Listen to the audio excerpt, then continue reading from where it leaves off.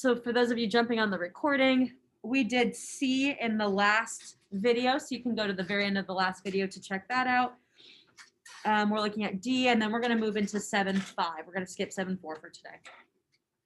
So I put all of my A's in my first column, so 1, 3, 5, 2. Then I did all my B's in the second column, 1, 1, 2, 1.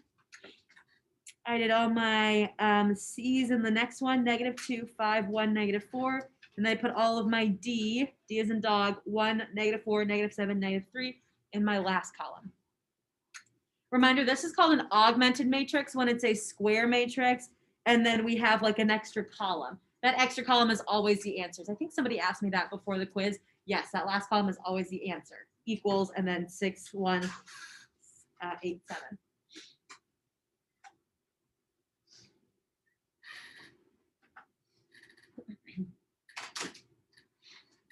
So once we have this, we want to enter it into our calculator. So I believe I put it in column or matrix A. Put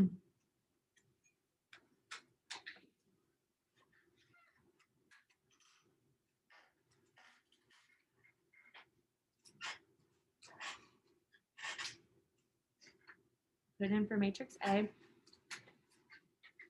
And then once I did that, we press REF. I'm going to have to steal it from somebody else because you know my calculator doesn't do that. Our REF is helpful because it gets it all the way simplified down, but like in this version, I'm asking for you to show substitution. So technically, like you have enough information, you can press REF and then like use your substitution to back that up. But if you choose not to, you can always just do REF and you'll be fine. Everyone enter this matrix in. Anyone get REF yet? We're still doing it. Sorry. These are a little bit different numbers than we got last class. I'm going to check out your matrix, okay?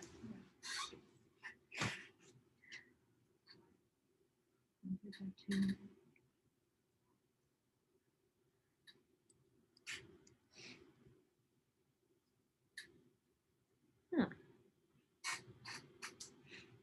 I don't know why we got different numbers last hour. Okay. Let me put this into fraction form. Perfect. It doesn't truly matter what you get because do you guys notice something about this matrix?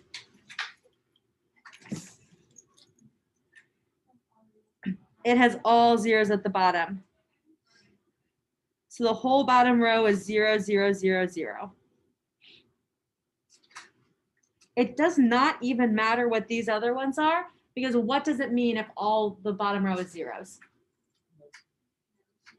Infinitely many solutions. Where's the REF button? You click second matrix. And then if you go to that middle column, says math. And then I want you to go all the way down to letter A. So 1, 2, 3, 4, 5, 6, 7, 8, 9. And then it says 0. And then it says A. Remember, you have to press REF or RREF first, and then you have to do matrix A. So if you wrote A and then REF, it's not going to do it.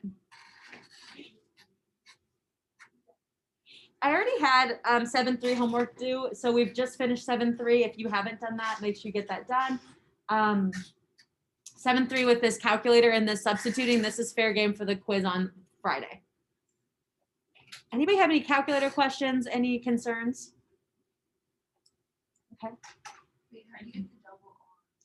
The double R is just like one more underneath that. So if you go to your like matrix math and then scroll down to B as in boy. Right, this one. Aria.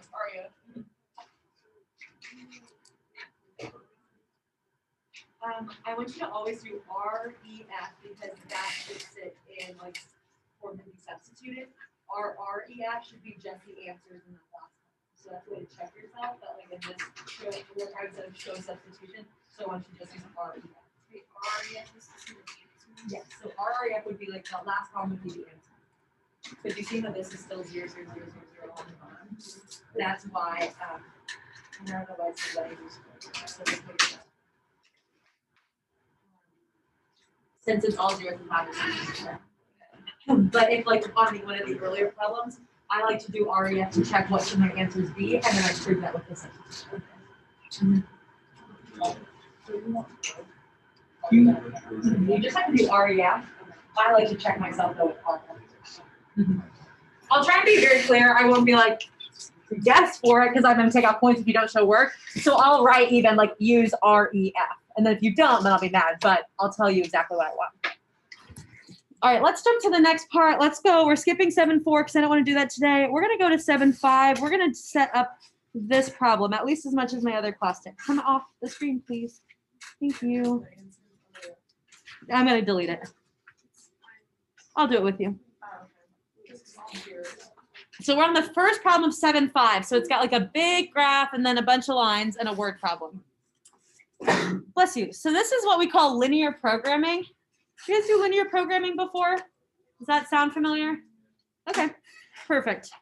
It's been a long time since I've taught Algebra 2, so I'm not really sure how you've taught it or how you've learned it, but Mrs. Ford loves to do this, and I just take what she did and make sure that I'm like being consistent with what we're doing across, so I'm assuming that that goes pretty consistent with what you guys did with Algebra 2. What's nice here is I've got a graph, I've got some lines that we're going to fill in with equations, and then we've got a table that's going to help us make these equations. First thing that's going on here is I only gave you quadrant 1 of a coordinate plane. Do you guys see that it looks just like quadrant 1? I've got just an arrow here and then an arrow here, which means I'm only looking at positive x's and positive y's. So we're in quadrant 1 because in like a realistic word problem, there's no negatives. Like I can't have negative bags of anything. I can't have a negative cost of something. I can't make, well, I guess technically like you can make negative profits, but we're not in economics, we're just in math. So there's no negative. So everything is positive x's and positive y's. These lines are all equations that are going to help me have constraints for the information that we have, and 2 of them are always the same. In every single word problem, you're going to have one that says x is greater than or equal to 0 and y is greater than or equal to 0. You may be like, well, that's why do we have to write that if that's always the case? We just always have to write it because we need to remind ourselves that these can only be positive numbers. X is greater than or equal to 0, y is greater than or equal to 0. All right, the other equations or constraints are going to come from this table. And again, I'm using the word problem up here. So it says that we're purchasing fertilizer with 2 nutrients, nitrogen and phosphorus. We need at least 180 units of nitrogen and 90 units of phosphorus. So I'm going to come down here and I'm going to label this table for you always because I think it can be confusing to know what that goes in the table. It just told us that we need at least 180 units of nitrogen. So I'm going to put that in my total box. So total, I need 180 units. Oh, wow, that went faster than I thought. You know, that's it. We're just going to be done then. I don't want to get us like halfway into this. So we're already, that's where we're at. I'll have to hit the ground running tomorrow. So this is kind of a useless video. So I'm sorry if you're watching it. Check out the next one. Sound like a bad video.